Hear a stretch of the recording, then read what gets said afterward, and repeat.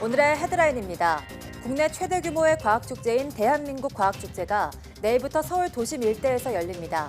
그동안 실내에서 진행하던 행사에서 벗어나 야외 도시명 과학축제로 개편돼 다양한 과학체험과 공연을 누구나 즐길 수 있습니다. 국내 연구진이 복잡한 뇌의 제어 구조와 설계 원리를 규명하는 데 성공했습니다. 이번 연구 결과는 뇌 질환 연구는 물론 인공지능 개발에도 도움을 줄 전망입니다. 천연 성분을 사용해 아기 젖병 세제로 유명한 수입 제품에서 가습기 살균제 성분이 검출됐습니다. 가습기 살균제 성분은 사용할 수 없는 품목의 세탁 세제 등은 제외돼 있어 제품 안전성에 대한 불안이 커지고 있습니다.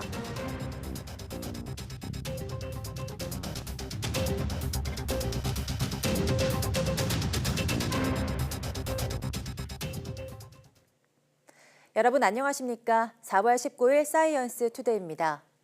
날씨도 화창하고 봄꽃도 한창입니다. 이런데 밖에 나가서 과학을 느껴보는 건 어떨까요? 지금까지 실내에서 진행하던 대한민국 과학축제가 올해는 야외로 나와 서울 도심 일대에서 내일부터 열립니다. 최소라 기자입니다. 굉음과 함께 발사체에서 폭발적인 화염이 뿜어져 나옵니다. 순수 우리 기술로 개발한 누리호 시험 발사체가 하늘 높이 솟구칩니다. 이 75톤급 엔진의 발사 성공으로 지난해 우리나라는 세계에서 11번째로 발사체 엔진을 가진 나라가 됐습니다. 이 역사적인 엔진의 실물이 서울 도심 한가운데서 공개됩니다. 과학의 봄 도심을 꽃피우다라는 주제로 열리는 2019년 대한민국 과학축제입니다. 올해는 특히 4월 과학의 달을 맞아 야외 도심형 과학문화축제로 새롭게 개편됐습니다. 오늘 저녁 전야제를 시작으로 내일부터는 서울마당과 보신각공원, 세운상가, 동대문 디자인 플라자 등 서울 도심 곳곳에서 축제가 진행됩니다. 탑승형 로봇과 슈퍼컴 등 최첨단 과학기술뿐 아니라 과학을 친근하게 접할 수 있는 과학체험이나 공연도 준비됐습니다. 이번에는 과학 강연이라든지 영화제, 그다음에 그 과학 공연 같은 부분에 있어서는 성인들까지 좀 재미있게 참여할 수 있도록 프로그램을 구성을 했습니다. 어른들, 가족, 어린이들에서 가족 단위로 많이 방문해 주시면은 좋은 경험이 될 것 같습니다. 축제는 누구나 무료로 참여할 수 있는데 강연과 연극 등 일부 프로그램은 사전 예약을 받습니다.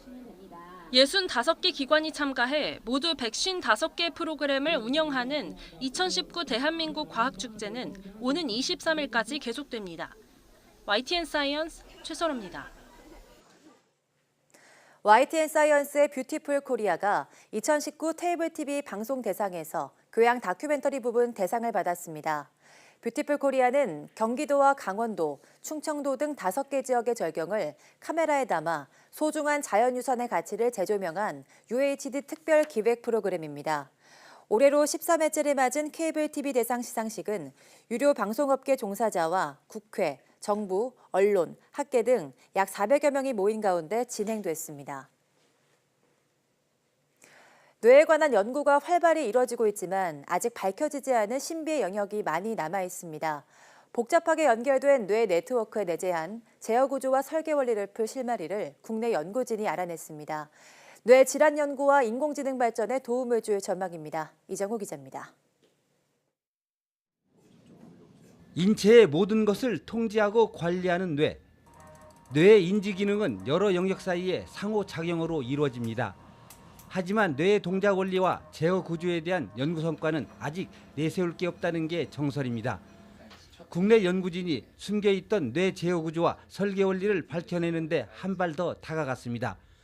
뇌의 서로 다른 영역 간의 복잡한 네트워크를 구성하고 그 네트워크에서 실제로 정보 처리가 어떻게 이루어지고 정보의 흐름이 어떻게 통제되는지 그것을 담당하는 주요 영역들이 어디 있는지를 이제 최초로 파악한 연구인데요. 제어 기능을 담당하는 뇌 영역들은 서로 형태가 다른 구조로 되어 있습니다. 연구팀은 이 영역들이 어느 정도 겹쳐 있어서 효율적으로 기능하는 사실을 밝혔습니다.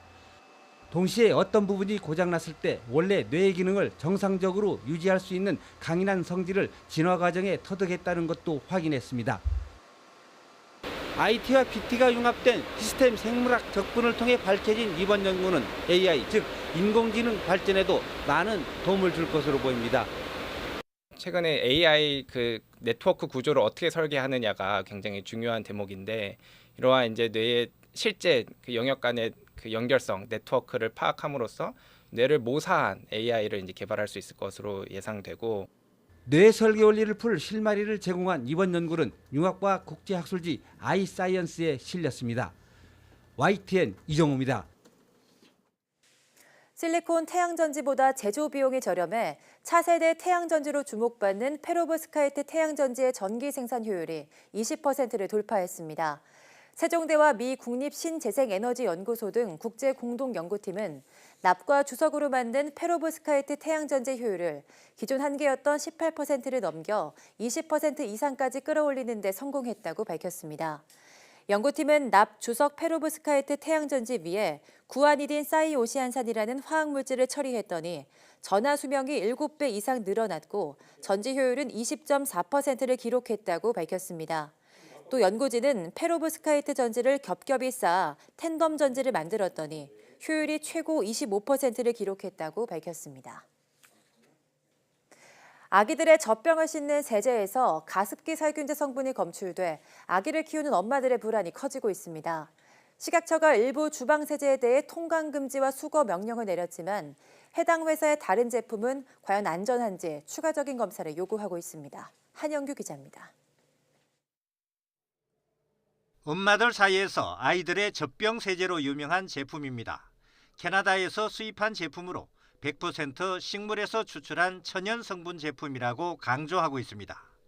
하지만 일부 제품에서 가습기 살균제 성분이 검출돼 아이를 키우는 엄마들의 불안이 커지고 있습니다.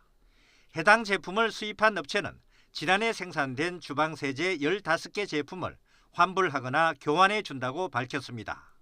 더 안전할 것 같아서 그래도 같은 제품 안에서도 무향이라는 거를 선택을 했는데 거기서 또 많이 검출됐다고 하니 제 입장에서는 또 불안할 수밖에 없는 거예요. 우리나라는 가습기 살균제 사망 사건 이후 세척제와 물티슈 등 위생용품에서 CMIT와 MIT 성분을 사용할 수 없게 하고 있습니다. 위생용품이란 과일, 야채, 식품의 기구 용기 등을 씻는 데 사용되는 세척제와 행군 보조제 등 총 19종을 규정하고 있습니다. 하지만 아기들의 옷을 빨 때 사용하는 세탁 세제 등은 제외돼 있습니다. 이에 대해 엄마들은 그동안 사용해온 유아 세탁용 세제의 유해성 여부를 몰라 불안해하고 있습니다. 특히 아기들은 세탁된 옷을 입으로 빠는 데다 이불에 대고 자기 때문에 호흡기로 흡입할 가능성도 우려하고 있습니다. 세탁 세제의 유해성 여부를 조사해야 할 환경부는 관련 규정을 들며 안전성 검사에 손을 놓고 있습니다. 부처 간의 미루기와 늑장 대처로 위해성 여부를 모르는 엄마들은 까맣게 속을 태우고 있습니다. YTN 한윤규입니다.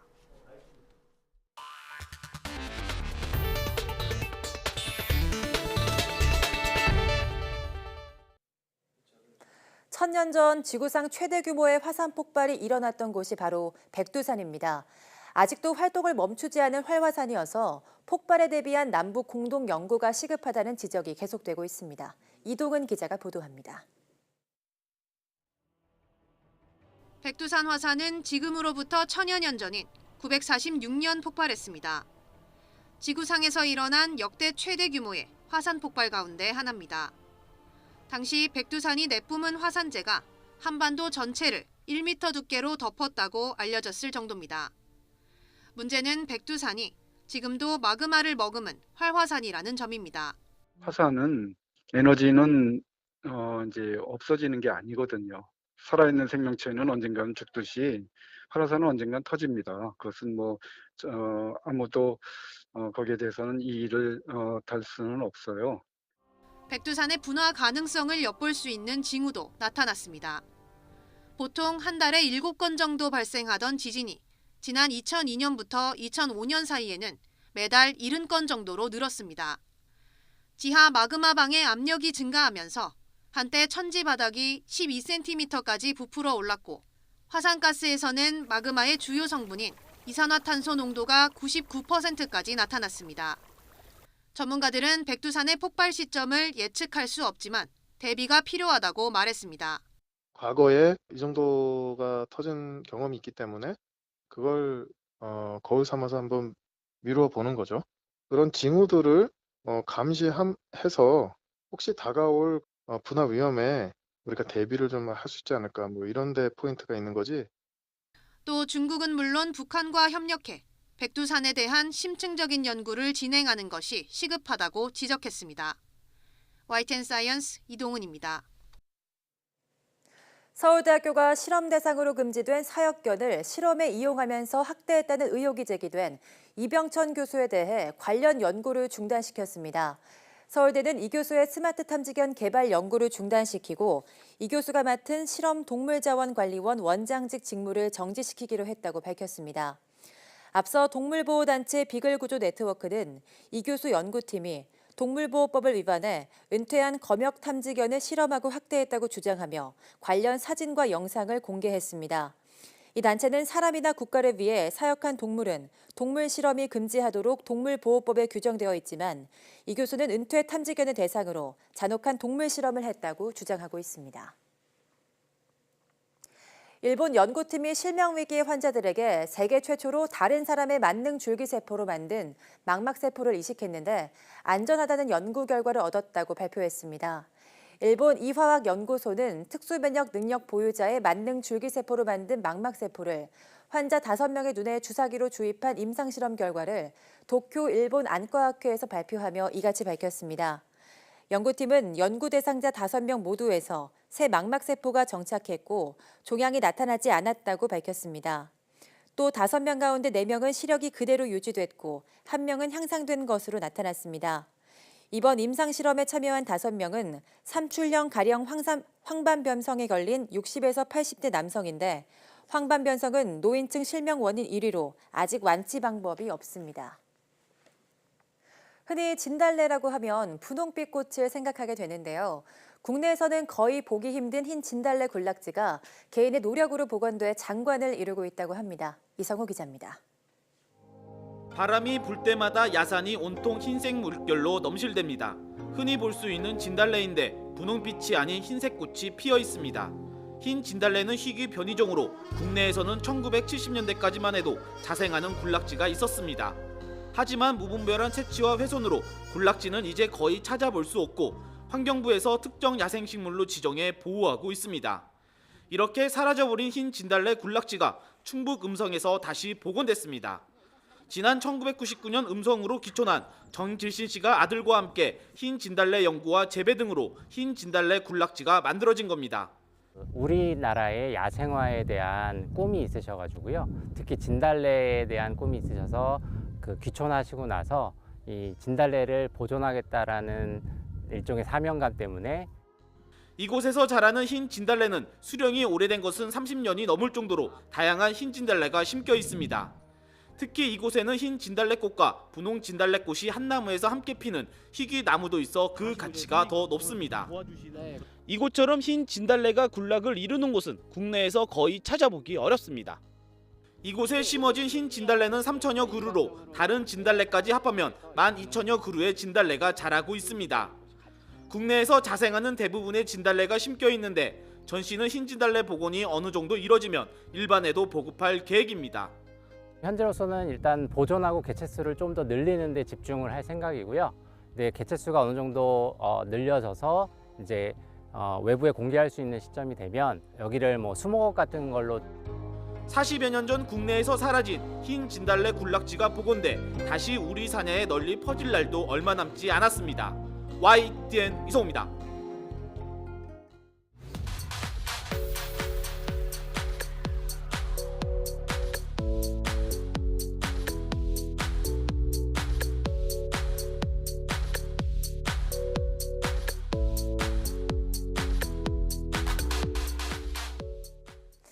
우주를 구성하는 물질 가운데 약 4분의 1을 차지하는 암흑물질은 그 정체가 거의 드러나지 않았는데요. 이 암흑물질의 비밀을 풀기 위해 강원도 정선 지하 1100m에 심층 연구시설이 세워집니다. 오늘 오후 4시 사이언스 투데이에서는 우주 입자 연구시설에 대해서 취재기자와 이야기 나눠보도록 하겠습니다. 모두 많은 시청 바랍니다. 함께해 주신 여러분 고맙습니다.